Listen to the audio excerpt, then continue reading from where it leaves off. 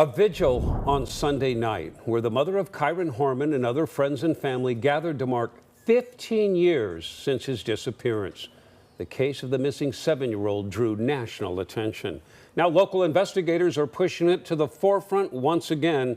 There's never been an arrest in this case. And all this time has done very little to ease the pain for his family, as well as those deeply connected to the initial investigation. Todd Unger here tonight with much more. Todd. Yeah, Liz, Jeff, from a former top prosecutor in Multnomah County to Kyron's own father. Tonight, we're taking a look back at that initial frenzy in 2010 and the years that followed. For everyone involved, there remains one question above all others. Where is Kyron? Memories fade over time, but June 4th, 2010 is still vivid for Kaine Horman. Going down to meet him at the bus stop and he's not there, and then it just really progresses very quickly. And the stress of the situation, the panic, I think just the general traumatization of the whole scenario. 15 years ago, his 7-year-old Kyron was last seen at his Portland school science fair with his then stepmother, Terry. And despite dozens of searches, hundreds of law enforcement, and thousands of man-hours on the case. I'm thinking back to 2010, it could be over any hour, any day. Here we are. Days go to weeks, and it's a blur, honestly, but no, I didn't think we'd ever be at this point. He says those initial June days were frantic, emotional, grueling. Detectives soon cleared Kaine of any involvement, but were less inclined to do the same to Terry, Kyron's stepmom and Kaine's wife.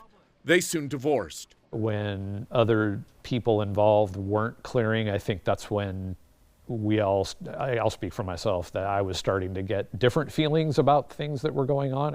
Obviously, she was a person of interest in the investigation, and the investigation uncovered some very, what I would call, odd things about her behavior. Norm Frink was the top Multnomah County deputy DA at the time. He's since retired, but the case still lives as part of his day-to-day as well. I mean, there was one day where I thought we were going to solve it, but it just didn't happen. In all my years, in my 35 years of prosecution, I've never seen more resources devoted to a case. But it just didn't happen.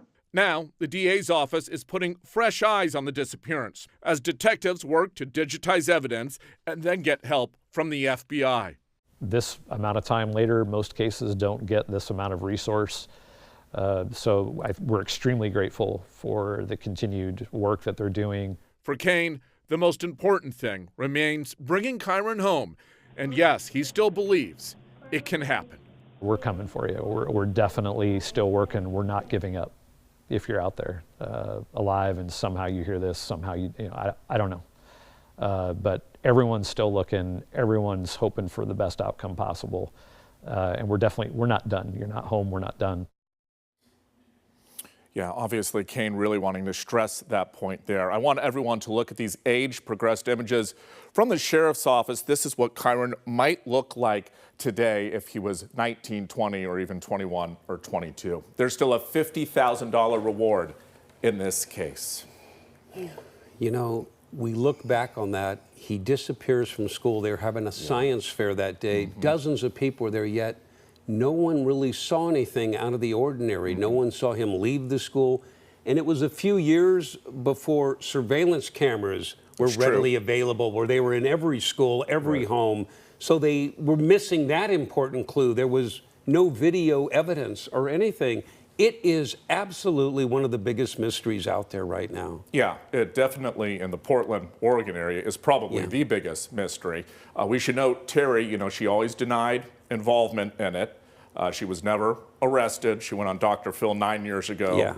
That's about the only time she's really spoken out on the case. But Norm said when he left office, which of course was just a few years after the disappearance, he thought really the only way it'd be solved is if somebody stumbled onto a scene or something accidentally, or if somebody came forward with a tip or somebody confessed. I mean, short of those scenarios, he just thought there was not enough evidence to ever make an arrest. Yeah, and I know the family and so many supporters who followed this all the years. You mentioned the security technology was different at that time. It was different, But with so much interest, and there's so many podcasts and all kinds of ways that people are connected to cases. And then with this renewed efforts with the FBI, I think there's a lot more hope surrounding his case, and we'll all move forward with that, of course. Yeah, and we should stress, we don't know right now what is happening behind the scenes. Yeah. You know, there might be a reason that they really picked this last 4 or 5 weeks to come forward, aside from the anniversary. But certainly whenever there is an anniversary in situations like this, it raises public awareness.